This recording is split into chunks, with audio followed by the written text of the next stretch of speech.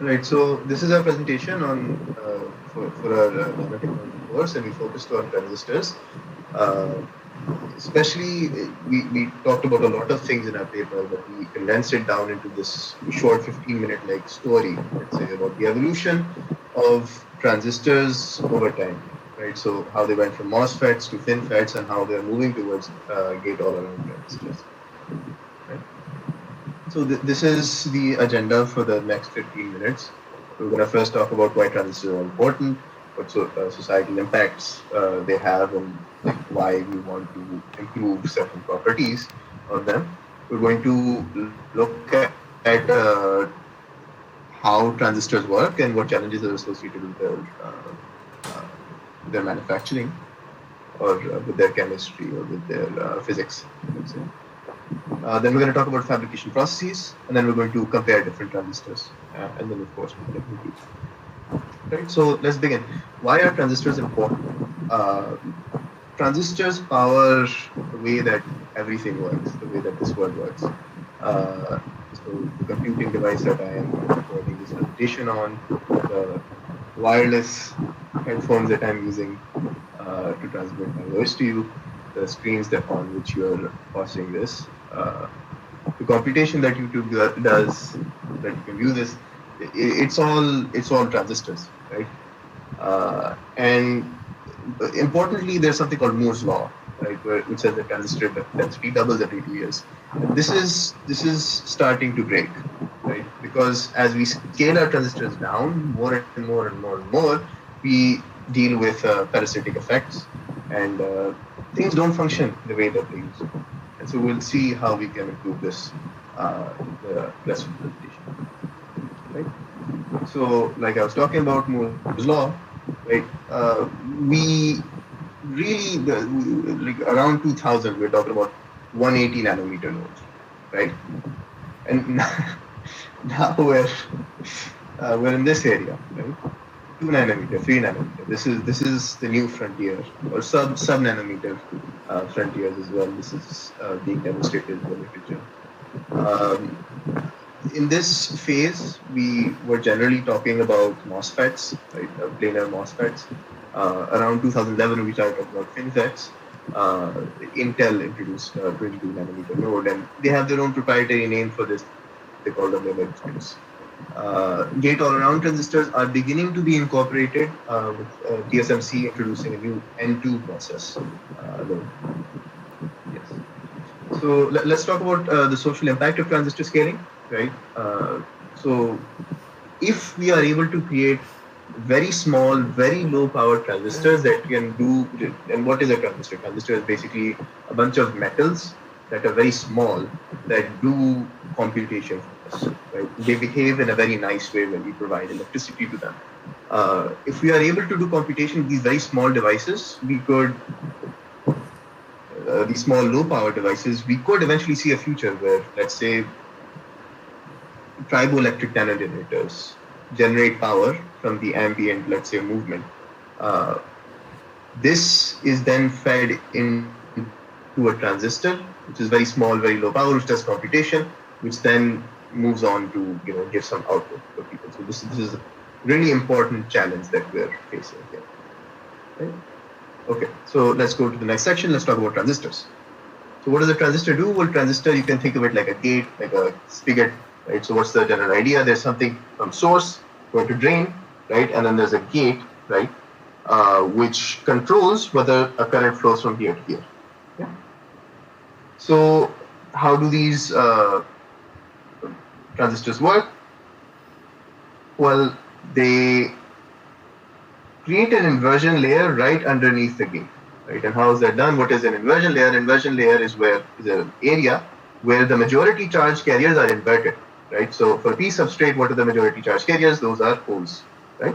And through the activation, if you give the gate and the source just the right voltage, right, a positive voltage greater than the threshold voltage, an inversion layer will form, which means that there are a bunch of electrons which form, right? All of these electrons accrue and create a channel between the the source and then the drain, right? Between here and here. Uh, Critically, we must note that when the source and the drain, source and the gate are shorted, and they're both differential voltage is zero, ideally no inversion layer should form, meaning that ideally there should be no electrons between here and here. However, this is not the case. This happens all the time, and it leads to something called subthreshold current leakage, right? And we'll see what that is in a minute. But this is the main enemy of our design project, let's say, right? So our goal as designers is to make sure that we reduce power by having this inversion layer form only when we want, right? Okay. So how do we measure this this thing I was talking about, this goodness of the inversion layer? How do we do this? Well, we put a quantity called subthreshold slope or subthreshold swing. Right? This is actually an inaccuracy over here. This is not true. Subthreshold swing is not the inverse of subthreshold slope. Subthreshold slope and subthreshold swing are both synonyms, and they measure the switching efficiency in millivolt per decade. We basically, this is the familiar plot that we've all seen. This is except that the current the current is on the log scale, right? So this is a log linear relationship between the drain current or the channel current and the gate voltage, right? And so what we see below this threshold voltage, where this is approximately linear, we want this to be as low as possible, meaning that whenever my gate voltage is over here, I have a very, very low current, which means low power, right? So we've generally been able to get to areas around 60 millivolt per decade, but we want to get lower than this. We want low power losses, right? And so what's preventing us from achieving this? Well, it's what they don't teach you in basic electronics: short channel effects, right?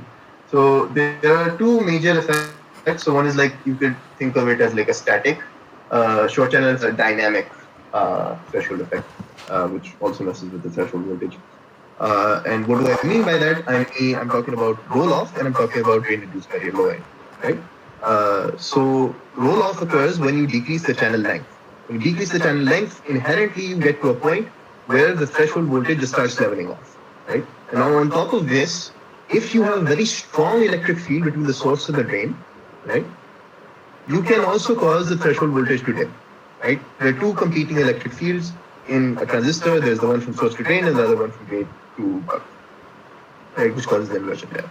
And these two can interfere. So the source and drain electric field can cause the accumulation of charge carriers, which can cause conduction when you don't want it. So you don't want the threshold voltage to be here, you want it to be a nice constant level. Okay. Alright, so speaking of losses, there are many different kinds of losses. So this is the loss from the gate to the drain or the source, respectively. Dibble, we just talked about this, right? Punch through, right? Where the drain and source depletions come together and they reduce the potential barrier. Subthreshold leakage, this is where you have weak conduction between the source and the drain, because the substrate itself is not fully depleted with charge carrier. Yes. Right. This is one major thing that we want to eliminate. As we'll see, and Makar will tell you about later, the gate is, in this design, it only has control over one plane of the channel, right? And we'll see in the future, there's really only one thing we can do about this. But let's see what designers did before they had access to the technologies that would allow them to, create things like FinFETs, right? So one thing that they did was they would replace silicon dioxide, so MOSFET, metal oxide semiconductor. So the oxide was replaced with from silicon dioxide to something like, let's say, hafnium dioxide. Hafnium dioxide has a higher K, right, higher constant, the electric constant, right, which allows it to increase the gate capacitance, meaning that the gate itself, the dielectric, can be larger, right? If the gate is larger, then there's less leakage current that goes through it, right? And additionally, what this provides is it provides better charge carriers. It allows you to accumulate more charge carriers, and it allows eventually for a lower gate voltage. And we'll see this is a theme. When designers were unable to, fundamentally change the control that the gate had, in order to keep up with the losses, the power losses that the transistor inherently had, they would reduce the supply voltage so that they could compensate for those power losses, right? Another technique that you can do is you can heavily dope the channel to, make sure the threshold voltage stays where you want it, lower it as well. Can reduce the source drain junction depth to minimize fringe fields for fringe conduction. You can also lower the operating voltage, which is what we just talked about, right? However, this is unsustainable. At some point, you have to change the architecture. You have to address the elephant in the room, which is that your gate has control over only one plane of your channel, right? And yeah. So we've talked about MOSFETs. Now let's see how a MOSFET is itself actually made. So we're over here, we're going to talk about an N-channel MOSFET, but these steps apply similarly to a P-channel MOSFET, right? So you're going to start with a P-type silicon substrate. You're going to grow a silicon oxide layer as the gate dielectric, deposit and pattern a polysilicon gate using lithography. So in a sense, the industry has shifted towards using polysilicon gates. So in a sense, the MOSFET, the metal oxide, is a misnomer, right? So these days we use polysilicon gates. We dope silicon and the drain regions using ion implantation. This causes damage though, and of course, better processes have emerged where you grow this using epitaxy, right? And then of course, because you did ion implantation, you do have to anneal to repair the crystal damage and of course to activate the dopants, right? And of course, then there's the fabrication of the gate, which we'll see in detail, which uses dielectrics like hafnium dioxide. Right. So here's an in-depth chart of how the MOSFET is fabricated simply, right? So this is a P-type silicon bulk substrate, right? We'll grow some oxide over it, right? And we'll grow a mask over it as well, right? We'll do some photolithography so that we can etch the mask, so that we can eventually, create this oxidation layer at the source and the drain, right? Or right beside them so that they're thermally isolated, electrically isolated. From here, we'll do a wet etch, right? And then we'll deposit polysilicon, we'll photoresist on top of it, we'll etch and remove the resist so that we can deposit like an area around the gate. So this is what will be our gate. There will be thermal oxidation, and then this is a gate first process, which means that the ion implantation allows for the source and the drain to automatically be aligned, right? From here, we'll have low pressure chemical vapor deposition. This is an oxide, right? Resist is added, we etch. Right now, we're moving towards creating the contacts, right? So we'll deposit, we'll sputter aluminum, right? So that, and now we'll see that the source, the drain, and the gate are now completely shorted, right? And so we want to stop that. So for which we'll do photolithography, we'll etch, remove the resist, right? And now we have a nice transistor, right? Planar transistor. This is the channel. This is the source, drain, and this is the gate. Well, it depends on the doping, but this is typically how you do it. Source, drain, right? However, like I mentioned before, this channel, there is low control over this channel because you only have control over one plane, which is why the industry is moving towards FinFETs and gate-all-around transistors. This is what Manfad will pick up from. Okay, so introducing the FinFETs. What are FinFETs actually? So they were like introduced in 2011. Hamad, can you please share? One second.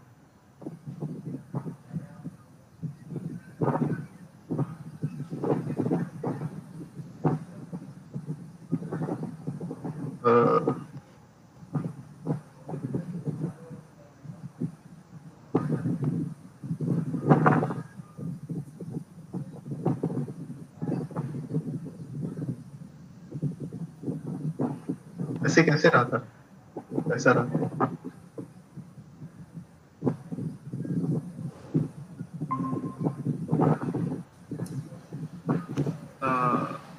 उसी वाली slide पे चले जाओ, the previous one.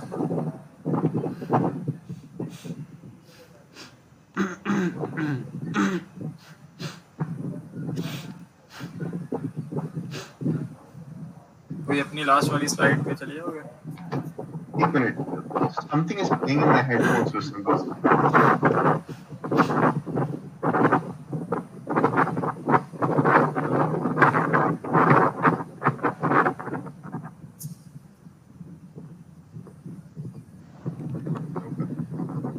Sorry about that. Yes, please. पिछली slide, वही जो last तुमने छोड़ा था जहाँ पे, यहाँ यहाँ नहीं, ये तो वही वाली स्लाइड। क्यों? यहाँ पे चेंज नहीं हो रही स्लाइड्स, एक ही शो हो रही है। Really? या अच्छा, कहीं ये तो नहीं है?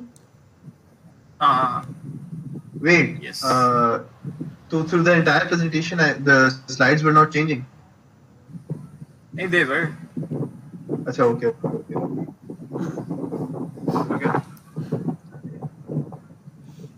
So let's move on to FinFETs. What are actually FinFETs? So they were like introduced in 2011 and were kind of a game changer in the transistor technology. So unlike traditional planar transistors, FinFETs actually use a 3D structure to tackle the challenge of scaling, offer better performance, and also lower power consumption. So the FinFET's defining feature is its 3D fin, which is a thin vertical channel where the gate wraps around the three sides. If you can move to the next slide. Yeah. So in the image you can see जो part A वाली image है, the blue one, इसमें हमें एक thin fin दिख रहा है, which is actually different from a traditional MOSFET, and it's like a 3D structure. So इसमें क्या होता है? In this, the vertical channel where the gate wraps around the three sides, and this gives the gate much stronger control over the channel compared to a planar transistor, which only have a gate on the top. So what we mean by stronger control is fewer channel effects like leakage, which lags smaller transistors. So if you move on to how it's done and its fabrication process, then we can move on. Yeah. So it's a complex and also a fascinating process. We start with a silicon wafer, we go an insulating oxide layer on it, and then etch the silicon to form these vertical fins using reactive ion etching, which is also shown. So next we deposit a high K dielectric, like hafnium oxide instead of like silicon dioxide, using atomic layer deposition for precise uniform coverage. Then a metal gate is formed to wrap around the fin, and next we go the source of the drain regions. So if you can go to the previous slide, the challenges were mentioned. Next. Yeah, this one. So since we are dealing with like very small region, because the fins are like very thin in depth, so हमें उसके लिए बहुत ज़्यादा careful होना पड़ता है और उसकी एचिंग वगैरह के लिए बहुत ज़्यादा मुश्किल होती है. So one big challenge is aligning the gate perfectly around the fin, because fin itself बहुत ज़्यादा thin है, nanometers में है, बहुत like sub 10 nanometer में भी आता है कभी-कभी. So any misalignment can create unwanted capacitance that would slow the transistor down. Another hurdle in this is depositing the high K electric uniformly on the fin's 3D structure, because वही मसला आता है क्योंकि फिन इतना बहुत ज़्यादा thin होता है तो उसके ऊपर uniformly वो साइन कभी-कभी नहीं हो पाता. So it's like coating a tiny intricate sculpture without any gaps. Finally, the self-aligned contacts for the source and drain must be precisely placed to avoid errors. So these challenges push the limits of material science and engineering. तो उसके लिए हमें जो है advanced techniques use करनी पड़ती हैं. On the next slides. Yeah. So इसके लिए सबसे पहले जो होता है that is double pattern lithography. इसमें होता क्या है कि हम मास को दो अलग अलग मास में डिवाइड कर देते हैं। फॉर एग्जांपल अब मुझे 2 फिन्स बनाने हैं और अगर उसके जो बीच में गैप है मेरा 10 नैनोमीटर से भी कम, तो बहुत ज़्यादा चांसेस होते हैं कि वो जो है आपस में मिल सकते हैं, बिकॉज इतने ज़्यादा प्रिसाइज नैनोमीटर में काम होता है तो वो आपस में मिक्सअप हो सकते हैं और वहाँ पे कोई ना कोई अगर हल्का सा भी कनेक्शन मिल गया तो it would highly effect the transistor. तो इसके लिए हम क्या करते हैं, उसको 2 अलग अलग मास में डिवाइड कर देते हैं और उसके बाद दोनों में इतना गैप रखते हैं जो हमें हेल्प करता है कि ये इतना मिक्स ना हो।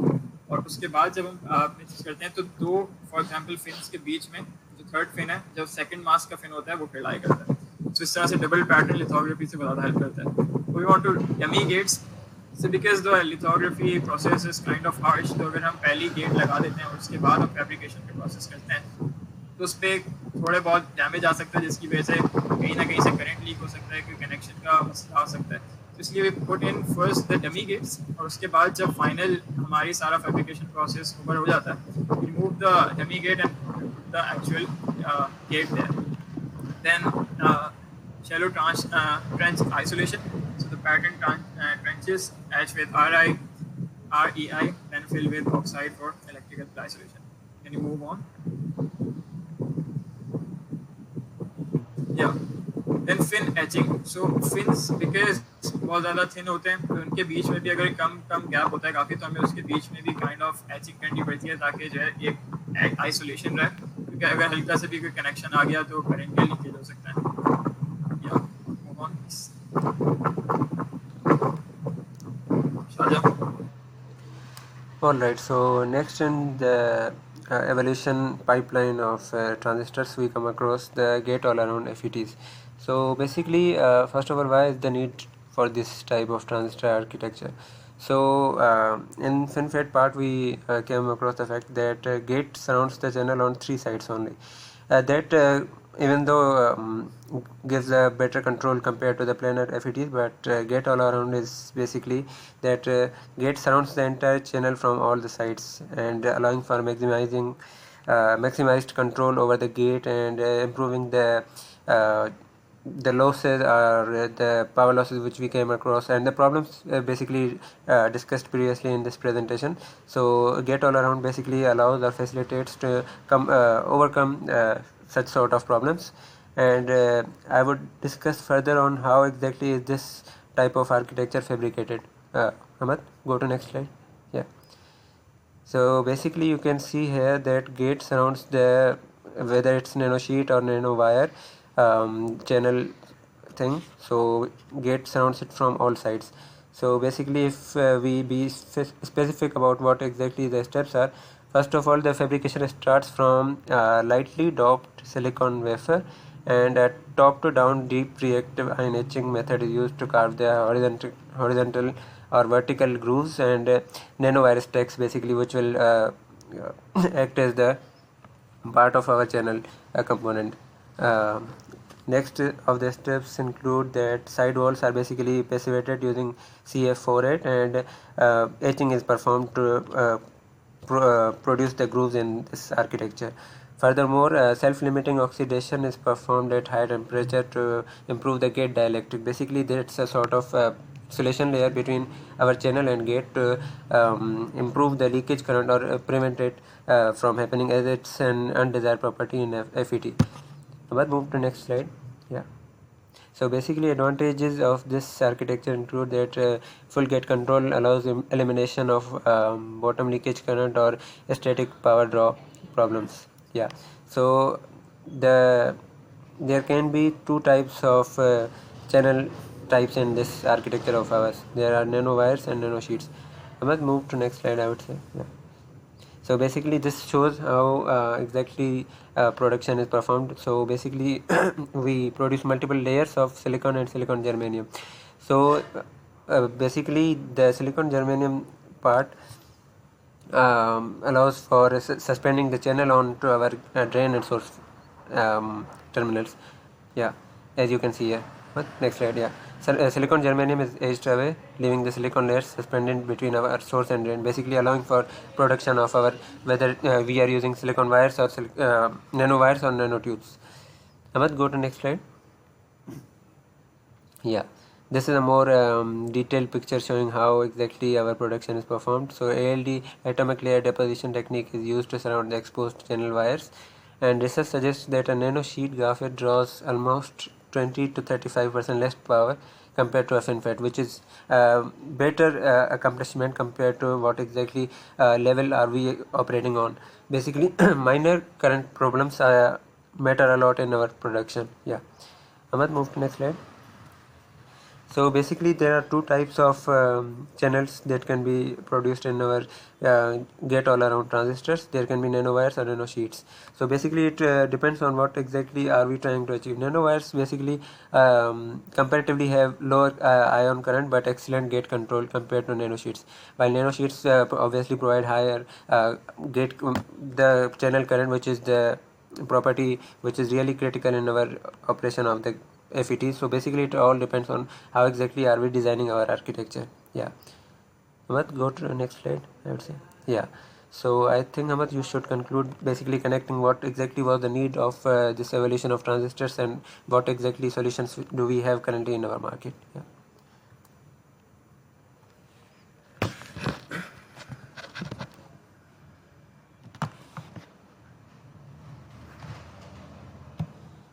Ahmad, you are on mute. Yeah.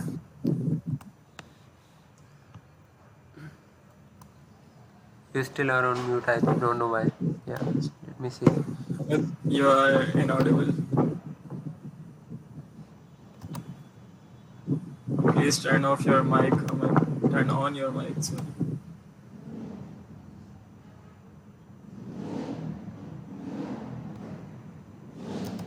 Yeah, Am I working audible? now. Yeah. Okay, proceed. All right.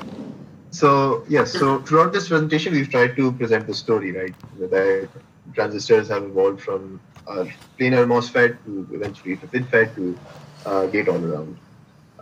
And the general idea has been that we want to fabricate this ideal transistor, this ideal mathematical, transistor that we have. But because of short channel effects, we can't scale it, right? The short channel effects cause real power issues, right?